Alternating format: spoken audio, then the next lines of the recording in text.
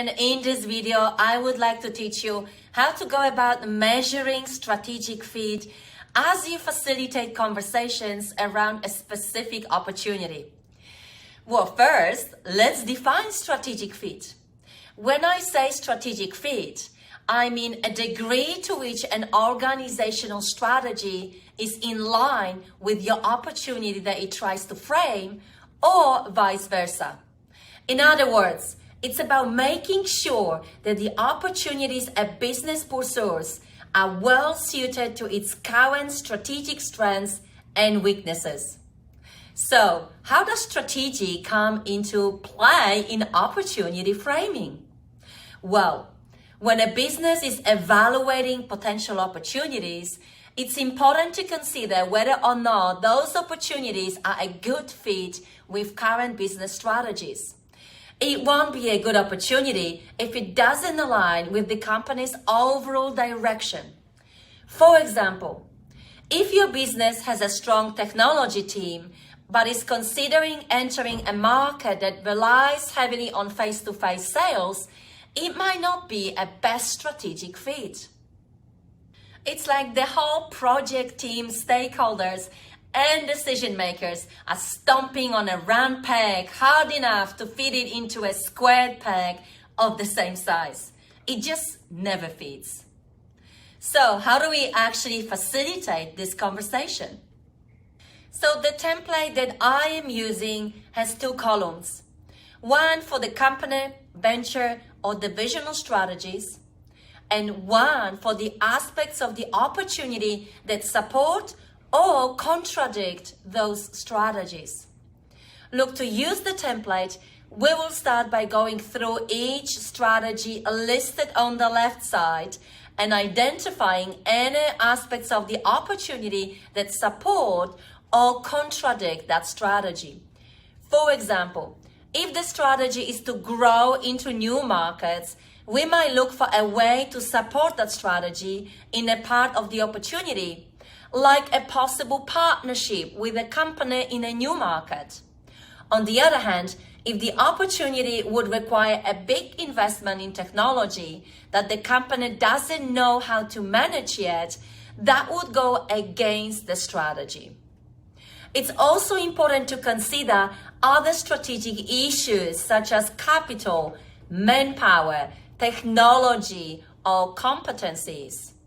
For each aspect of the opportunity, we should ask ourselves whether it gets well with our current resources and capabilities.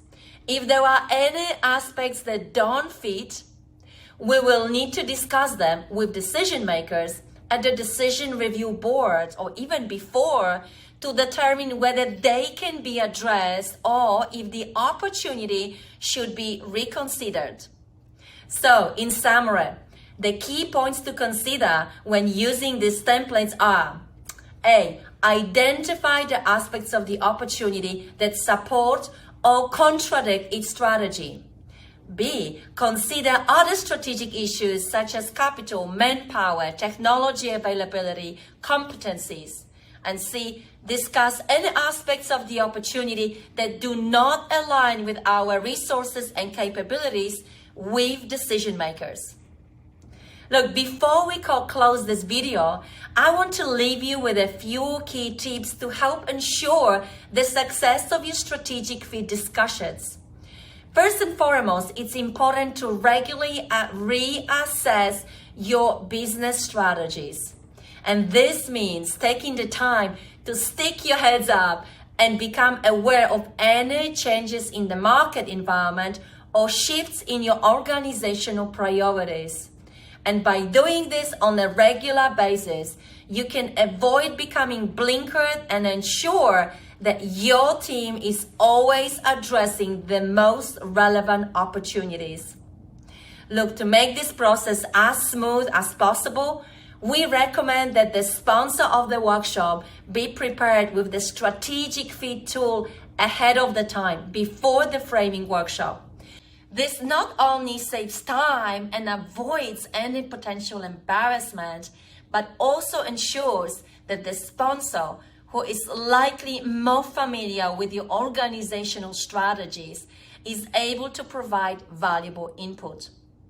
So in addition to regularly reassessing your business strategy, it is also important to manage the dynamics within your team. And this means being aware of any changes in your team members' roles and responsibilities, and making sure that everyone is on the same page when it comes to your goals and objectives. So by keeping a close eye on those dynamics, you can prevent misunderstandings and ensure that your team is able to work effectively together. In conclusion, I hope that the strategies and tips we've discussed today will help you and your team succeed. By implementing what we've discussed, you will be able to navigate the winds of change and stay focused on the opportunities that matter most. Thank you for watching, and see you at the next video.